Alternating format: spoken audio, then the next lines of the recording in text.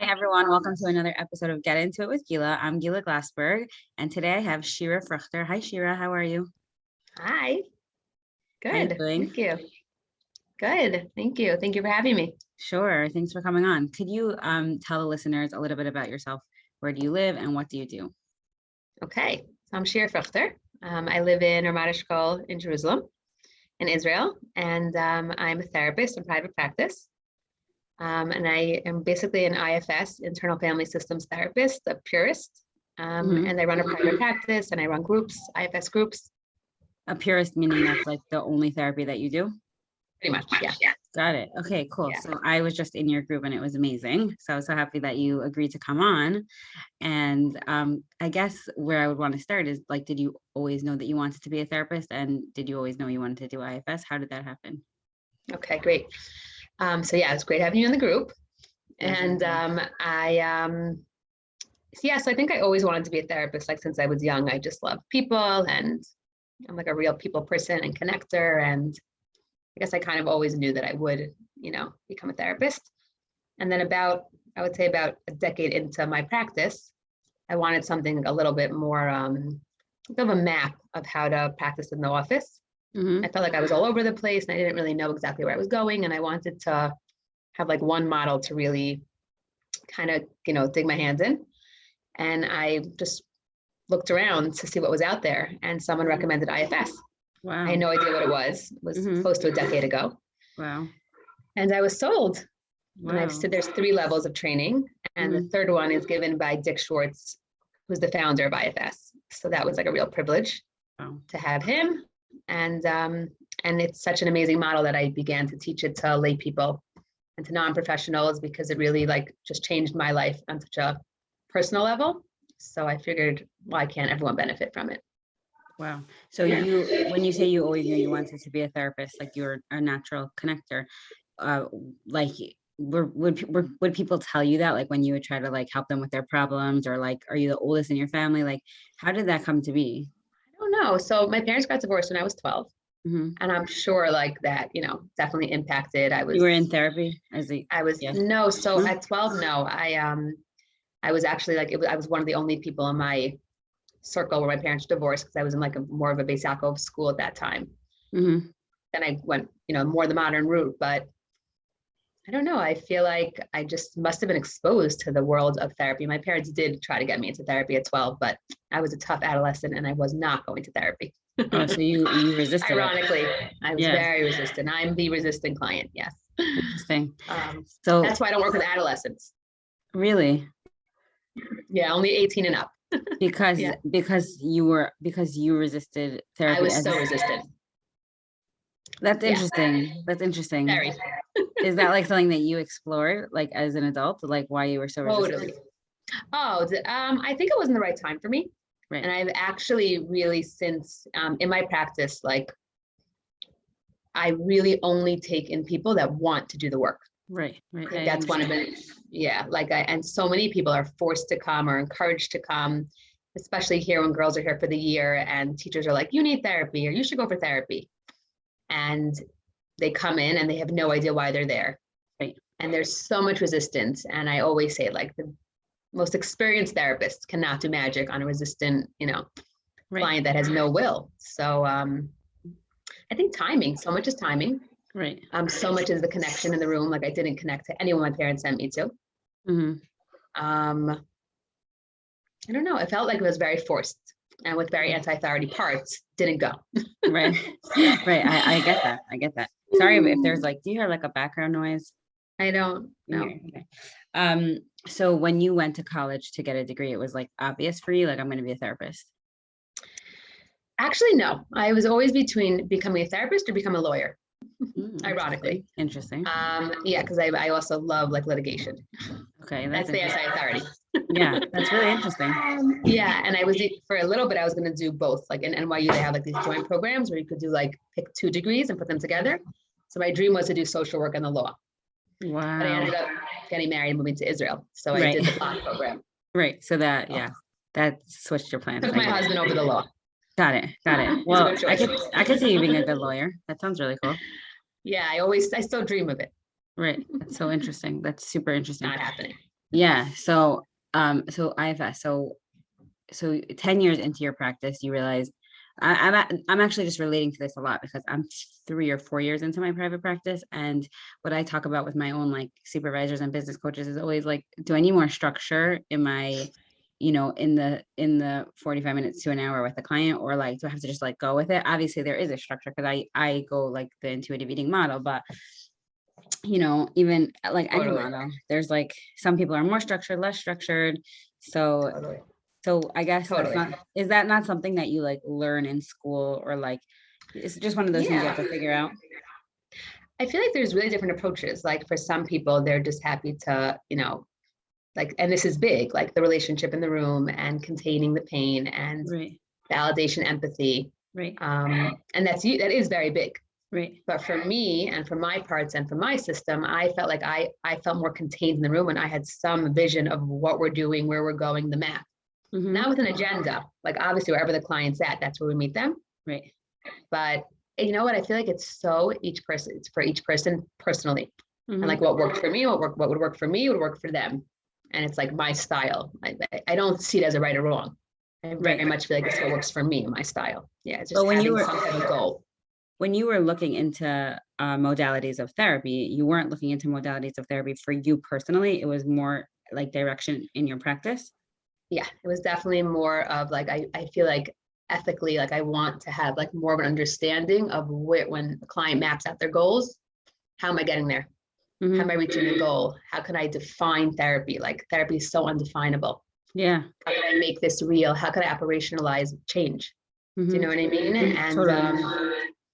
And that's what I need. And now that I have a system, I could really define it for people. Right. And I think that's what Dick Schwartz did, and that's really what he lent the world. Is he took Right. so many concepts that it really already exist, Right. but he put them in such a definable, clear methodology that I'm a big like clarity person and kind of goal oriented. I have a very fast paced, so which I've tried to slow down, but it just works for me. So Yeah. when you were looking into different modalities of therapy, once you learned about IFS, you were like, oh my gosh, like this, like it was just very clear to you. Yeah. It was between CBT, ironically, and IFS. And Mm-hmm. they actually do have, there is some overlap because IFS has a lot of logic to it, Right. and it's a real system. And after IFS, I was sold. So I did IFS part 1, IFS level 2, IFS level 3. Now I work for the IFS International. Oh wow. And I've since, I'm a trainer on the international trainings. Cool. Yeah. So people do a lot IFS in conjunction with somatic work. Mm-hmm. People do IFS in conjunction with EMDR, Mm-hmm. but I'm not pulled to it. So I figured I'd rather, and I learn new things about IFS every day. Right. Right. There's so much to learn. So Right. I'm just happy to stay with IFS. Yeah, it works for me. So could you tell us, I mean, I know what it is, but for the listeners, and I actually have this book here right in front of me, which I was telling a client yesterday, this self-therapy book Yes. by Jay Early. Could you just tell the listeners, like, I guess, in a few minutes, what IFS is? Sure. Okay. So IFS in a few minutes, the abridged version, the Cliff Notes. Mm-hmm. How would I define it? So the way I think of it is, or the way it's structured is there's 3 main groups. There's the protectors, the firefighters, and the exiles. And in the protector system, there's the managers and the firefighters, which are 2 protector roles, which protects you from what they call the exiles. And the goal ultimately is get to the center, which is called self. Now, the way it works is most people in the world are walking around trying to protect themselves from pain they don't want to feel. Mm-hmm. So we live in parts that really just keep us very safe. We don't want to feel vulnerable. We don't want to feel shame. We don't want to feel abandoned or rejected. Everybody just wakes up in the morning and just wants to feel good. Right. And what we do is we have these parts that take us over in order to keep us feeling good. And those are the managers. And that's just how you manage your life. Like it's really your personality. The IFS in general is really a model of personality. And these managers and these protectors are here so that we should not feel pain. And pain could be universal pain or it could be our specific pain. So if someone went through a trauma at a young age, kids will do whatever they can to avoid feeling the pain of that trauma. And what happens is we work with these managers not to feel it, But unfortunately, the world makes us feel pain.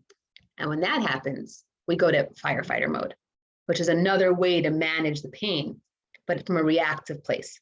So you're either in proactive pain prevention or you're in reactive pain prevention, right? But the goal is, I don't want to feel any pain. Some people don't want to feel pain even with themselves, and some people don't want you to feel their pain, right? So maybe I could own that I have a trauma, but I don't want you to see my trauma. I know that maybe I have a sensitivity towards being rejected, but you're not going to know it. And some examples would be like perfectionistic parts. You know, if I'm a perfectionist, you could have no complaints on me, right? So I'm always perfect. And if you think I'm perfect, you won't reject me. So that's my way of preventing the pain of rejection, for example. And there's millions and millions and millions. But the main crux of the model is to find self. And self is really like your soul, your neshama, your naturally valuable state. And you learn through IFS what it means to be in a place of self, which has 8 C words. But just on a cliff note, it's a lot of curiosity, I would say, and compassion. And it's helping people to really see themselves and the world through curiosity and compassion. And when we have enough curiosity and compassion for parts, for managers, for protectors and firefighters, we could see what they're trying to protect us from. Once we stop bashing them, once we stop criticizing them, once we stop shaming them, we could see what their agenda is for us. Because all parts have a positive intention. And that's a huge premise of IFS, is that everything you're doing, whatever you're doing out there, however destructive it might be, its intention is positive for you. Its intention is that you should just feel good. Just like a child that's temper tantruming, banging on the door. They have a positive intention. They're trying to get something from their parent. Maybe the way they're doing it is not getting it in the best way for them, but there is a positive intention.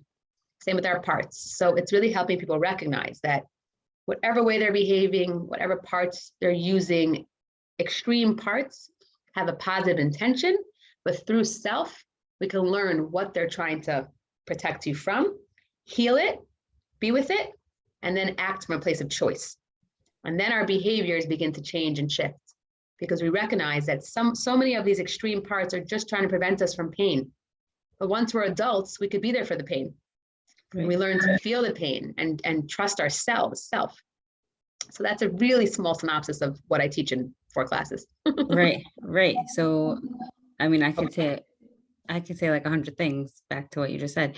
I read this book and listened to a lot of podcasts on it, so I am somewhat familiar with it. But for sometimes when I tell clients about it, they're like, I don't know what you're saying. I don't know what you're talking about. So I thought it would be really cool for you to just explain that from your experience. Yeah. And I rarely explain it to clients. Really? I don't explain it. I just use the word parts all the time. And I try to help breed self. And I try to lend self because self is contagious. And I stay curious and compassionate. And I lend it to them. And in my mind's eye, I know when someone comes into the room and they're presenting with a very extreme part, like I hate this, or I'm so lazy, or I'm always procrastinating. And people say it with such judgment. And I just think, okay, there's a lazy part, there's a procrastination part, and how are those parts trying to help my client? So I don't need to teach it to them. I'm helping them learn from within themselves. How did you really develop a part that's so lazy? And they can learn their system that way. It's an internal, I should say this at first, internal family system is our own internal family. And those are our parts. And learning your map, your internal map of parts. When like what, I guess the way you advertise, or when people think of you, they don't think of you as an IFS. Like, do people know they're coming to you specifically for IFS? By now they do. Like many of my referrals come as IFS. Like people are looking for an IFS couples therapist or an IFS individual therapist. I think IFS has become really the rave. It wasn't like this a decade ago. Right. Now it's like everybody wants IFS. They're all over IFS, and I understand it. And it does breed a certain population. I think it's people know what they're coming in for. People know they're going to go right to inner child. They're going to go deep. They're going to go, it's kind of deep and fast. So yeah, I think at this point, many clients do know they're coming in for IFS. They don't know what it means. Right. Interesting. I actually had this at a certain point where I was working with my own therapist, who is more like a CBT talk therapy. and I love her and she's amazing. And then I was also working with Sarah Radcliffe, who I interviewed for the podcast, to do like, she did a lot of EMDR, IFS, and it was like really cool. It was really different. And I think I personally needed both, but like just to, see both of those things work in totally different ways. Totally. Yeah. Completely. And I often send people out for EMDR. Right. Like when I feel there's a specific trauma or, some kind of memory that needs to be dealt with in a different way. Like I'm very into getting each person should meet their problems with the best professional help. For Right. some clients, somatic is the right thing because the Right. trauma is really in their body. Right. I don't know if IFS is the best route for that. So right. Interesting just to stay, like, because I know so many clients are like, am I ever going to heal? And it's like, keep exploring. There's so many things out there. Exactly. Yes. Keep exploring. You can heal. You can heal. Yeah. 100%. So I wanted to do like a real live, like IFS session on me for a few minutes. So brave, Gila. So Yeah, brave. I'm very brave. But really before I do that, because I'm like a little nervous, like what I'll unpack. Do you have any stories coming to mind of like a really cool success story with a client or something that you unpacked, you were surprised about, or maybe even food related, body image related? Because that's, my line of work. Yes. Good question. I should have thought about that one. I should have prepped you. I definitely have, though. I just need to think. I like for sure have. The food parts are so big. Yeah. I definitely could say that I have a client that was molested when she was a child, about 8, 9 years old. And when she came to me at I would say she's about in her early 20s, she struggled a lot with obesity. Mm-hmm. And we looked at the obese part and the, what she called the obese part, the overweight part, the fat part, as a protector, right? Mm-hmm. So we begin to dialogue with that part. Okay, so, how is that part serving you? So the knee-jerk reaction is, it's not serving me. It's terrible. Get rid of it. Mm-hmm. But all parts have a positive intention for the person. How old is the part? How did it help you? And she did uncover that this was her safety mechanism not to be molested again. Right. People don't want to molest that people. These are her beliefs. Right. She gained a lot of weight after the molestation and a lot of binge eating as a protection. And I think she was afraid that if she would lose weight, perhaps she was at risk and in danger. So that's one. That's a common one. There's actually a book by Roxane Gay. Oh, did you hear that book? No. What is it called? I don't remember if it's called something. I'll put it in the show notes when I remember. But she had a similar story where she was, I think she was actually gang raped at a young age. And when you sometimes people uncover that, I've heard this story many times, right? So wow. Because it's just so painful to like be in your physical body. So either, restricting, numbing on hunger, numbing on fullness, right? Or just not wanting to be in a body that you think is susceptible to being touched. Exactly. That's really interesting. Yeah. Other clients that I see, like I have a client that she was abandoned by her mother wasn't well when she was a nursing baby. Wow. Her mother wasn't well and she had to leave. Yeah, it's really devastating. And she also was a major overeater. And she would come in every week and she would just talk about how much she hates herself for overeating. She hates it. And she's always overeating. And she had certain foods like peanut butter. That was her main comfort food. And, it took a long time for her to unblend, which means self to part, peanut butter part, self to overeating part, right? Because people naturally shame this overeating part. Oh, it's for so sure. bad. It's the worst thing that ever happened to me. Right. And IFS, we believe, no, it has a positive intention. Right. So when she finally was able to breathe some self to this part, and we asked it, how are you helping my client? And I think it's probably something you see a lot. It really was like going back to that newborn baby. There's real nurturance, like real deep nurturance, like giving up the overeating was like her fight for life. For sure. Like this was her only stable, predictable nurturance was this food. And just how petrifying that is, I'm getting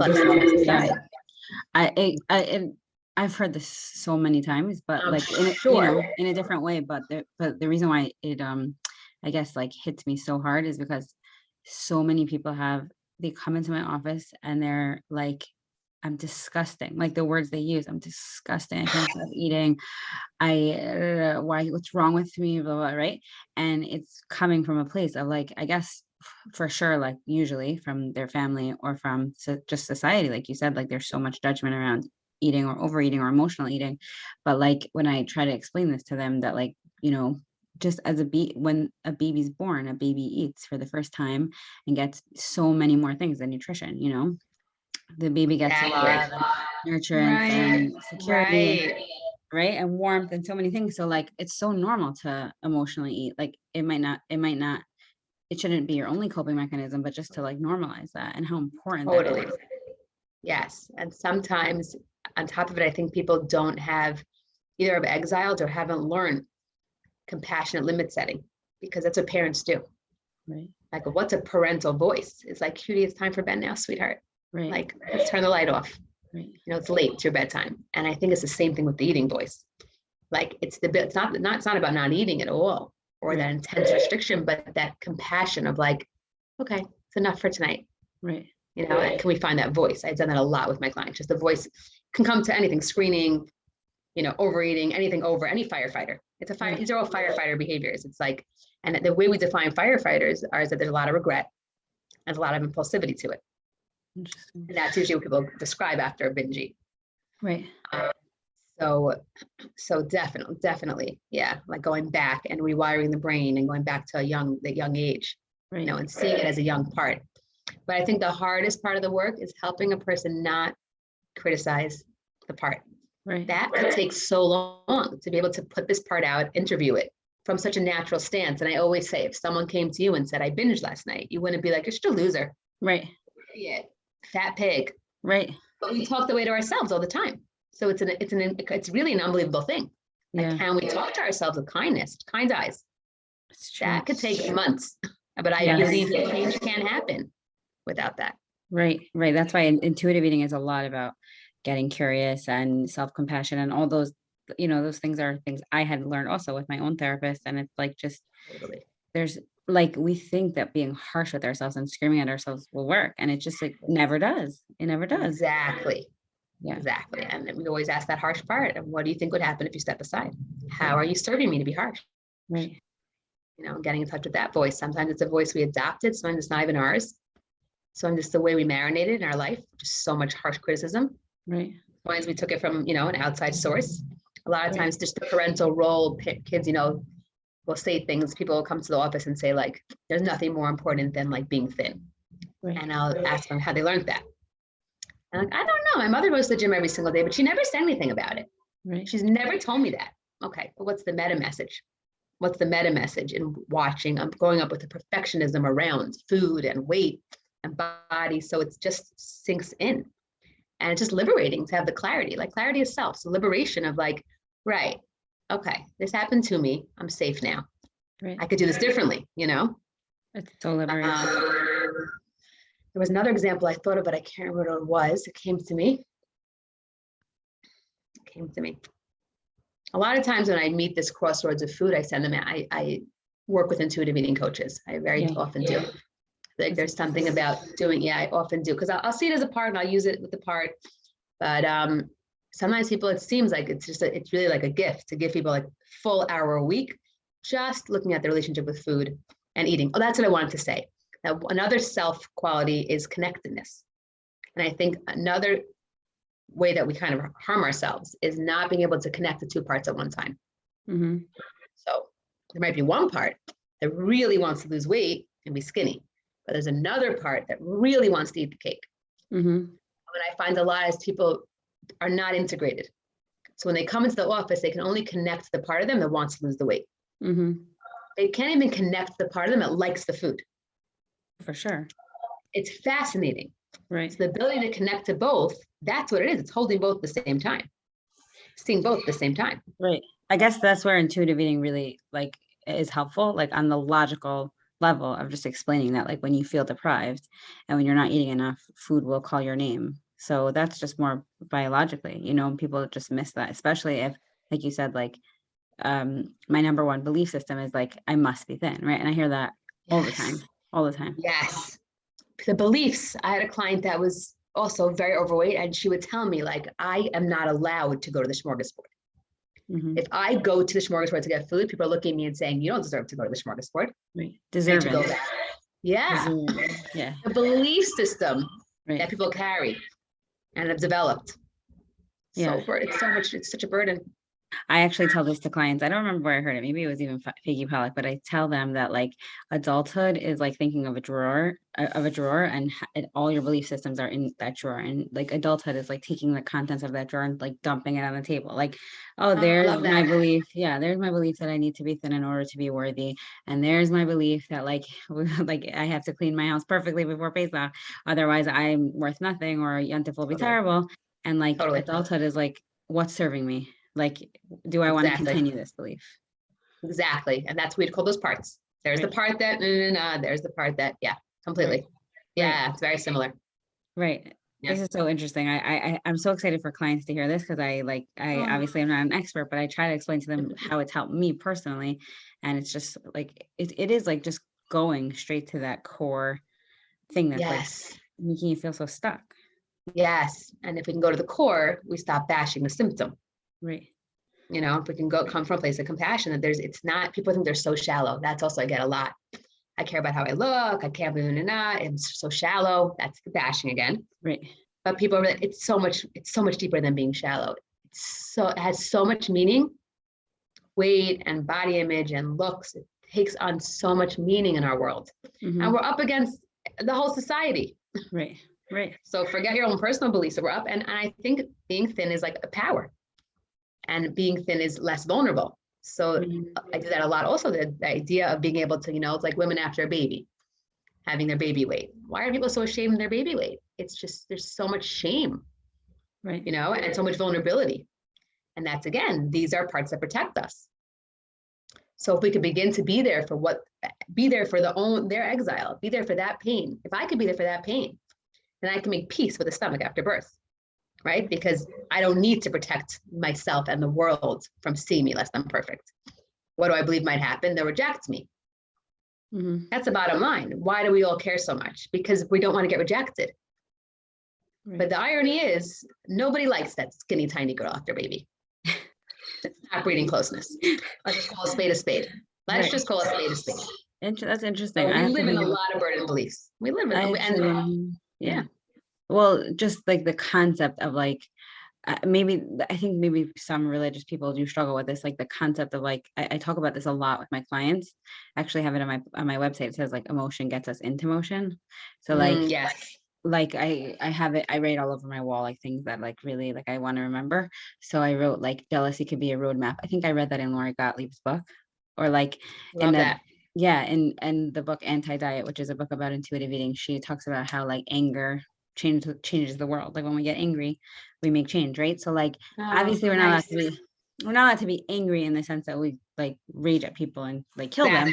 But there's a place for anger, there's a place for jealousy, and like it's just I don't know, it's just like there's Brene Brown talks about like feelings and meta feelings. So like we have this, we're jealous, but then we're also judging ourselves. It's like it's just so much like burden, like you said, burden, layers, like, layers.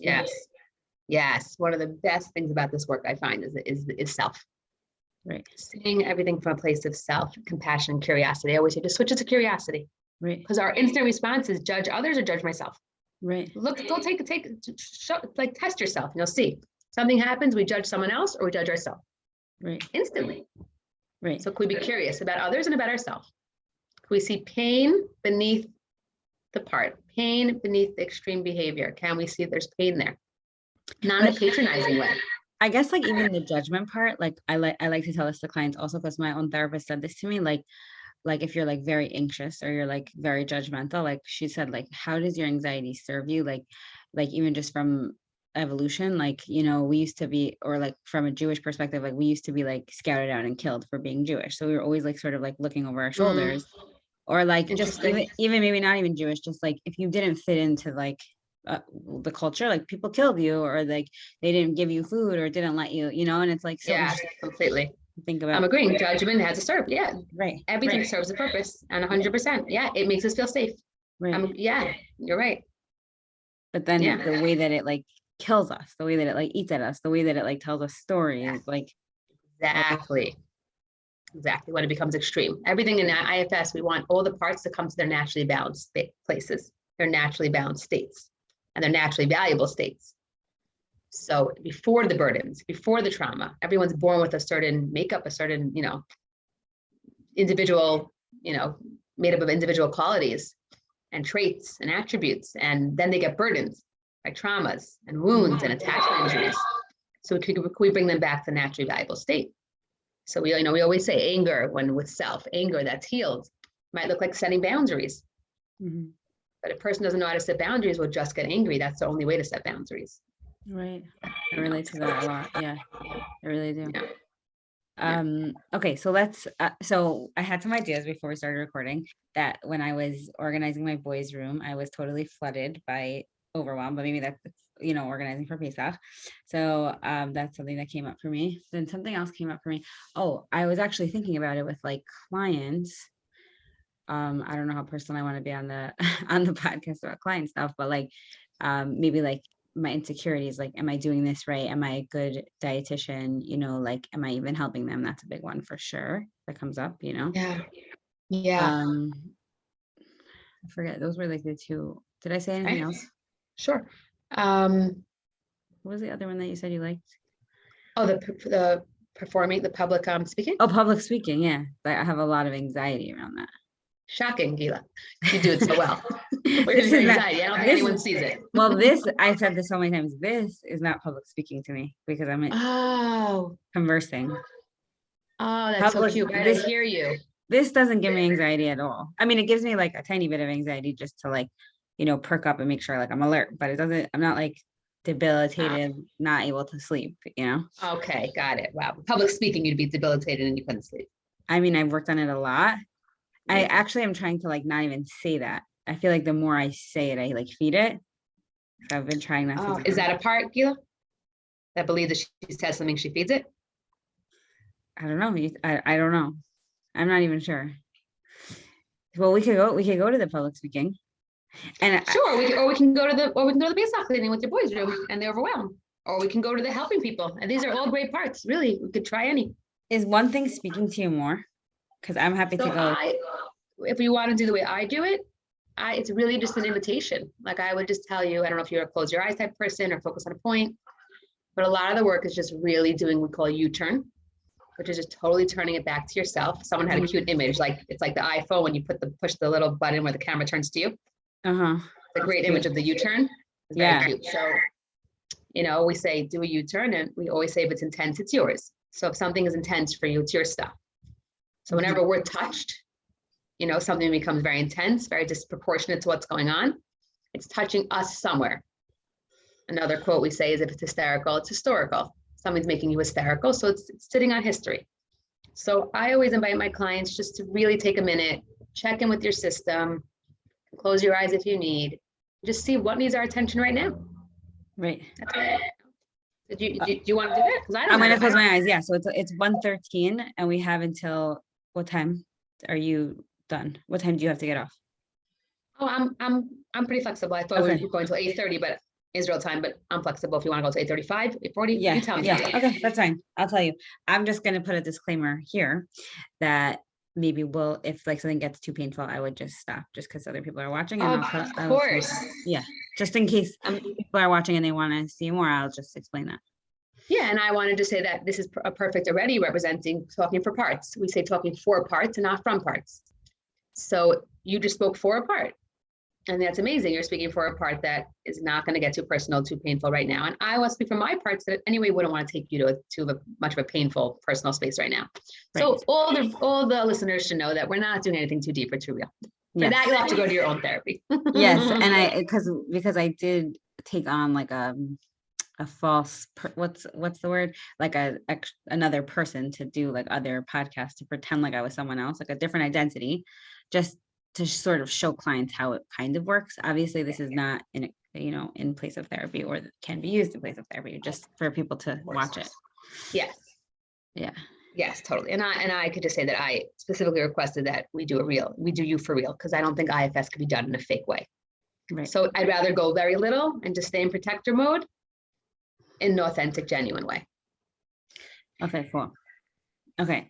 So I wrote down a few ideas. Wait, what did I write down? Okay, so I think that I guess what's coming up for me is that the Pesach cleaning, I feel like is such a huge one for people. So it would be helpful.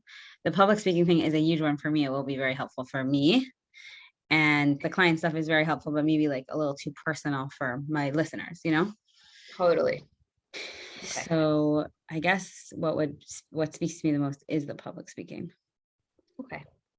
So parts are trying to evaluate what's the best thing to do right now. And one part's kind of saying, well, that would be best for listeners because most people here are dealing with Pesach cleaning. Right. Another part saying, no, Gila, do what's good for you. Like Right. you need public speaking. Another part saying, don't do the therapy because that's really too personal. Yeah. Just checking with the parts. Yeah. How do you want to respond? So just to be completely honest, I guess when you said that, like, this is better for me than listeners, I felt like a little selfish. But then I also felt, felt like, wow, I really worked on my self-care that I'm able to be like, quote unquote, like take care of myself. So I was feeling both of those things actually. Yeah, that's amazing. Because I feel like, so one part came and kind of criticized and negatively labeled and shamed. And I own my parts. And my part said it in a way that did sound selfish. But you had parts that then named that part. And one part said, well, Gila, that was a little selfish. But I think another part, which I think was more self actually, said, no, you know what? Maybe you worked on self-care. Maybe you actually have parts that really know how to take care of Gila now. And maybe that was the part that spoke up. That's how I heard it, by the way. That a part was saying, this is what I need. But it sounds like you have voices that maybe have called you selfish or don't want you to be selfish. And therefore those popped up. But you very quickly moved, I think, to self-energy, which is clarity, and said, no, I think that was a part that was saying, like, Gila, you also could do some self-care. So it was just interesting.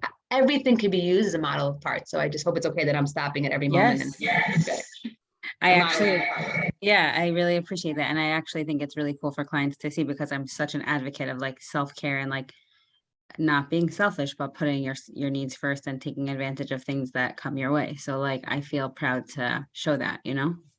Yes, totally. I think all from Jewish women have this constant battle, right? Yeah. How much to care for ourselves and how much others. And a lot of it sits on guilt. Because if I care for myself, then I have to deal with guilt. Right. If I care for others, I have to deal with resentment. Right. So pick your pain. Right. Essentially. Right. Yeah. So just check in. Okay. And just kind of see what would feel right now, what needs our attention. With all that being said, like really what needs our attention right now?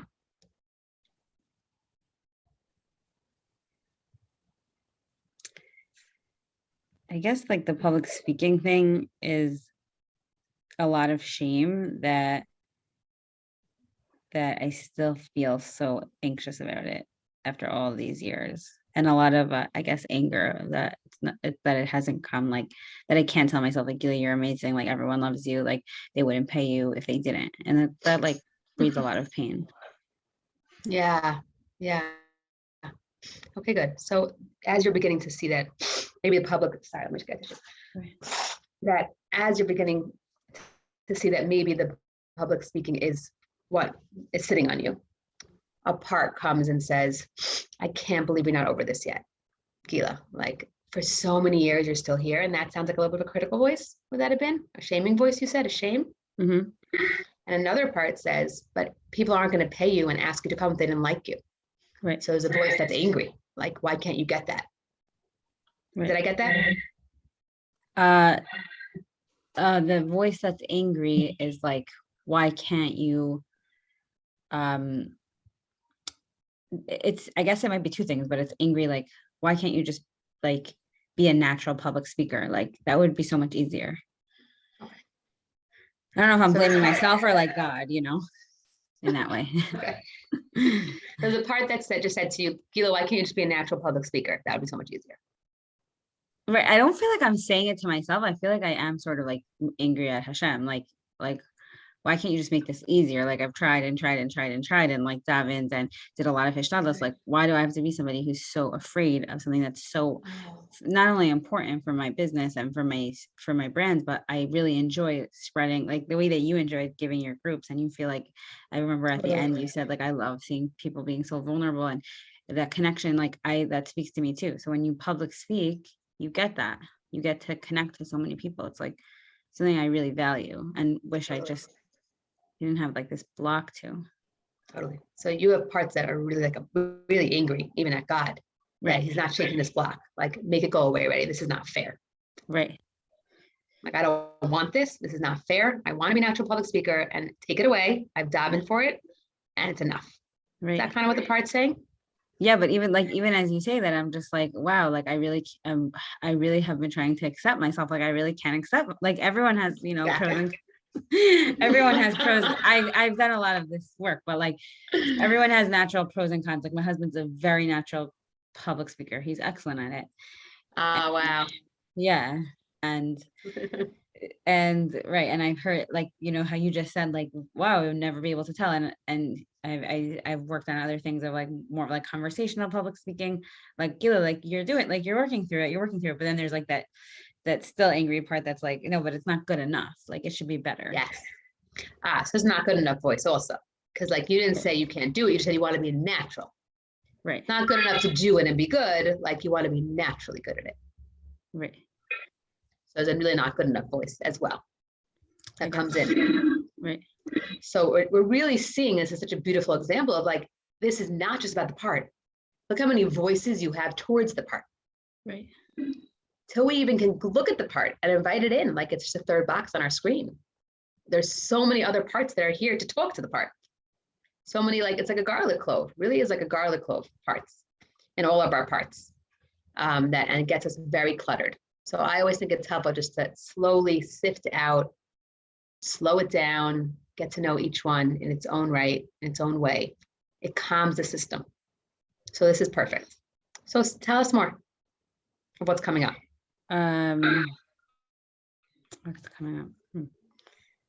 Yeah, that's always tricky, like the cluttered thinking, where it's like this thought, then this thought, then this thought. That's like maybe some anxiety, but I'm trying to think, like it's probably hard for me to do this on camera, like completely. Of course. Speak for that part. Speak for that part. Speak for that part. Go ahead. What is that part saying? I feel like I've come to peace with a lot of the things that I even articulated, like maybe not, and I just don't want to like start crying on camera, which I don't mind crying. Just I just don't like, I don't need to be like that vulnerable on my podcast. Not because I have any issues with being vulnerable, just because I am a boundaried person. I don't like have to show everyone my everything. Right. Totally. Yes, totally. Yeah. So maybe there's like very vulnerable. Right. Maybe there's like a resistance. Like I don't want to get too deep into like the not enoughness is so painful, or totally for all of us. Yeah. Or like because I'm such a naturally like self-aware, like analytical person, that it's like, okay, enough already. Like how much could you work on a part before you're just like, yeah, I'm not such a good public speaker. I do it anyways. And it's all good. Even though like right. So parts tell you you're not a good public speaker though. We there's nothing, we don't know you are or you're not, but there are parts that tell you that you're not a good public speaker and you're not natural. Oh, well, like that I don't, well, I'm sure like some people who don't seem nervous are nervous, but those people who are just like, yeah, I'm not nervous at all, like totally fuels me. It's like, oh my gosh, like you don't even know how lucky you are, Right. And we don't know what parts say to them after. Right. We have no idea. We really don't know. People are so complex. We really don't know. Right. What goes into the wiring, what goes into the showing up. We just don't know. Right. But I want to really just respect and just make it very present, the part that is very noticing of the fact that we're in a public forum. Right. This is your podcast. You are super courageous and vulnerable. And it makes sense that you have your limits. That's right. Why you're a respected person. If you got up here and just started telling your whole life, I think it would be. Although funny. Right. I mean, I don't know what goes on social media. I'm really not so familiar, but it seems like you do a great job of really being vulnerable enough that you're so real, but also having that boundary, just like your intuitive eating. It's very aligned with intuitive eating, like it is. What do they say? There's no bad foods.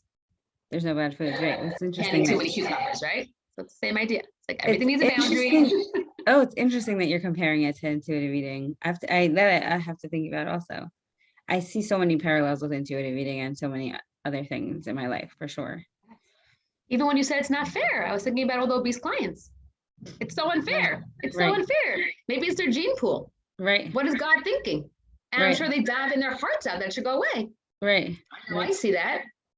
Right. I mean, we do believe that in intuitive eating and health at every size, that like the behavior modification is only a small percentage of what affects your weight. So yeah, like even the fact that society calls it like obesity, like a disease, like, yeah, that is terrible. Of course, people feel terrible about themselves. They've been conditioned to believe that. So totally. Yes. Yeah. So I guess, well, now what's coming up for me is just like, I feel good about myself that I like have boundaries. Because like you said, you're not like such a social media person, but like that's a tricky balance too. Like how much you share and how much you don't share. I do like to share like authentically, but also that doesn't mean I share everything, you know? Completely. And I think a lot of it, and this is by IFS, is agenda. What's the agenda here? And when I'm sharing this, why am I sharing this? You know, Detroit says wait, WAIT, why am I talking? And I think we really have, as humans, we just have agendas. Like, am I saying this because I want to, you know, so I know I have parts from years and years ago, and I love Brene Brown, that were very vulnerable and very self-deprecating. And I would like just meet anyone, be like, my parents divorced, like, which I know now is, you know, it wasn't a big thing then, but it's a big thing when you enter a world and you have kids, like just very self-deprecating and just easy sharing and always just something negative. And when I looked at that part, I was like, why do I do that? And I think I did that to connect. I think that was a real way for me to connect, because vulnerability mirrors vulnerability. Interesting. So if I put it out first, then they'll mirror it and then we'll connect. And there was like this deep need to connect. Then I won't be lonely, right? If I'm connected. And I think I had to really learn that vulnerability is a gift and doesn't go to everybody. Right. And I don't need to connect to everybody. And either I will be lonely and I could be there for my loneliness, or I won't be lonely. But I'd rather live in the real pain than in pain prevention. And those are our two choices, two tracks: pain prevention, preventing myself from all sorts of pain, or being in pain. And I've been able to contend with loneliness, as opposed to being self-deprecating and oversharing or having no boundaries and then coming home and feeling so much regret. Right. And it was a firefighter, as opposed to just sharing when it's the right time. There are many times that it's a decision that now I want to share. It's meaningful. I trust this person. And I want to gift them with my vulnerability. And then there are times that it's not. And it's not like a vulnerable at all costs, you know? So it's something I've thought about a lot. So I really do respect and value what you're saying. I really wouldn't, my parts wouldn't feel comfortable pushing you, Gila. I wouldn't. Right. And in IFS in general, because I run my groups and people are very brave, very, very brave. And I always say IFS has a lot of respect, because no matter how deep you go, you don't need to share the details, because so much is your own internal work. It's you and yourself. And I don't need to know anything. I could, if you want me to hear it, I'm happy to witness, but I don't need to know the story. You need to know the story. You know, so it's a very respectful model, but at the same time, it reminds me of how you started about the self-care. That's a boundary also. When you said, maybe I want to do the public speaking.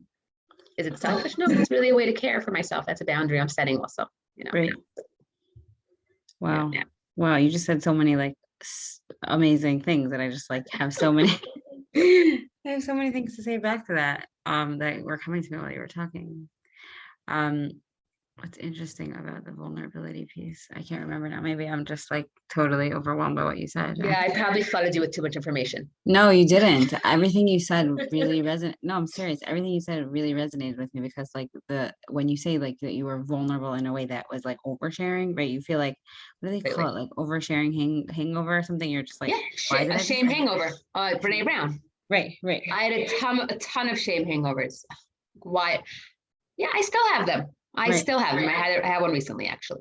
Right. But I know the part comes because first of all, there's a quote I heard like 15 years ago that I love. We mask ourselves and imprison each other. We mask ourselves. We all just hide. And then we imprison the other one because we're all hiding. So it makes someone else hide. And I feel like it's a lonely world. Right. So I like had this agenda to just be the vulnerable one. But anything that's extreme is too much, and it's coming from burdens. So Right. it's really about balance. It's really about balance. That's the thing. If, we can find connection with balance. Right. Well, actually, what you said about WAIT, WAIT, what came to mind for me is like what I ask clients to do a lot is like when they have an urge to eat and they know they're not physically hungry, is to like set a timer for a few minutes just to wait. Love And that. it doesn't mean you can't eat after the timer's up. I'm not like restricting you. It's just to really, like you said, this is where really got me was that like when you said I could sit in my loneliness, right? Like I could feel the pain of my loneliness. Yes. Maybe what I see a lot with my clients or just in general is that like we don't have pain, not that we don't have pain tolerance. I don't want to say that because I feel like that's even shameful, but just that we don't know that it's okay to feel like lonely. It's okay to feel rejected. Like we can feel that way, even though they're really strong, heavy emotions, like they do go away. Like they do, move through us if we let them. Completely. And I want to add to that I think that comes from as a child when we don't have the right attachment figure, someone that was really there to hold that pain for us. And if you have it, it's the biggest blessing on earth, but many people don't. Right. Not because parents are bad at all, because parents have their own parts and their own burdens. And they're just doing the best they can, like all of us. But if you didn't have that attachment figure there to hold you and hold your pain and sit in your pain, how would you learn that pain's okay? Right. And as children, we don't know what else to do. So we create and get into parts and behaviors to avoid the pain, but we never pause and say, wait a minute, I'm 41 now. I could be there for that young girl. I could reparent her. And that's so much of the model that it's okay if she gets rejected. Right. I got your back. The same way we would talk to our children. Cutie, if you go to school today and you get bullied, you'll come home, mommy's here for you. Right. And that's the same thing we could do with our parts. So yes, when I finally learned, like, it's okay to feel lonely. It's okay. Because I got this. I don't need to avoid it. I got this. So yes, I'm agreeing with you. We don't realize that we can. I think your pain tolerance is a great way to say it. Because I don't think we realize it. And I think the other thing you said about, radical acceptance, that I always tell people, feelings are not dangerous. They're just visitors. If you love what's in your way, it will transform. If you sit with it long enough, it will go away. It's an amazing thing. Just let it be. Let it be. Yeah, so I'm agreeing totally. That's a really hard thing to learn. Like I'm 31 and I would say like when I started doing this work, I don't know, 5 years ago or whatever, or just, I told you my mother passed away 3.5 years ago, like just like letting yourself, I mean, everyone has opinions about grief, but just like, I guess I learned that one of the most powerful things I learned about pain was that like, I could feel a lot of pain and I could be okay. Totally. Totally. You really know it. Yeah, you really know it. Yeah. You really know it. Totally. Totally. And grief is such a big part of the work. It's not always grief from really a loss, a real physical loss of a loved one, but we have to grieve so much loss. Right. I mean, I have clients that are real orphans and I have clients that are emotional orphans. Well, yeah. And it's grief in marriage, things you don't get in the marriage that you want, things that you don't get in the kids that you want, right. Things that you don't get in the body that you want. Like grief. That's a big thing. I interviewed somebody on the podcast. Her name is Bree, and she talks about this concept of body grief, and it's like so powerful. Wow.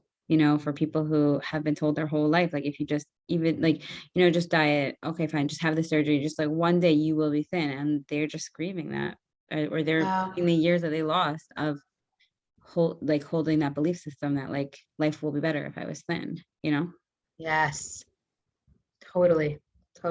Yeah, I love your work, Gila. I think I've read up on intuitive eating. I love intuitive. I'm telling you, I send all my clients intuitive eating. Yeah, because I love intuitive eating. I think it is the most brilliant, balanced way to approach food. I really, really do. Right. I mean, I really like IFS. I definitely They're so hand in hand. They're so hand in hand. Right. I try to tell clients about it. Like I'm definitely not trained in it, but like I definitely try to tell them like there are different ways to approach, like when like that comes up a lot when you have an urge to eat and you're not physically hungry. So first I teach them a lot about like biological hunger and fullness, but then like then once you identify it, so now what? Why am I eating? Why am I still eating? So it's just really powerful. And that's why I always say like this work is so much, it's just so much not about the food and so much about healing in general. Totally. Exactly. Wow. So this was amazing. Thank you so much. Are you taking new clients now? Thank you so much. I'm doing new groups. New groups. Okay, right. You're running a new group. I posted it on my Yeah, Instagram. I'm running a new group, and the practice is always evolving, but not at this exact moment, but I'm always really running groups, and it's really my passion, and I love it so much, and I love teaching people how to use this model, lay people and even professionals. We take people as far as we go, and not to use as a professional model, just to use it on yourself, Right. just to be able to do it on oneself. I do a lot of mentors and teachers and college teachers. It's just a way to see the world and see yourself. So that's my passion right now, obviously with practice, but yeah. So you're not taking private clients, but you take people who want to learn this exact the IFS moment model. in time. Maybe Okay. But people should reach out. People should reach out. Summer. Yeah, for sure. For if they want to join a group or start a group, or yeah, definitely. I would love. I love meeting people, and I would love it. I love it. Okay, so how do people reach you? Oh, do you want to put my WhatsApp? So do you want to say the number, and then I'll write it in say the number now? Okay. 347 Okay. 255 3514. Okay, so people can reach out to you on WhatsApp, and I will put that in the show notes. And if anyone wants to learn about IFS or work with Shira eventually, yeah, that's what it's so much fun, Gila. This was really. This is so much fun. I wouldn't end. I have a client. The hour flew by. Yeah, this was amazing. The fastest hour. Wow, this was so much really fun to talk to you. I really like talking to you. I loved your group. I love your energy. I love talking to you. It was really great. It's really so much fun. It's such a cute thing. It's so new to me. So I'm just like. You did great. You did amazing. Thank you, Gila. You're welcome. Okay, have a great night. Okay, have a good day. Bye, everyone. Bye.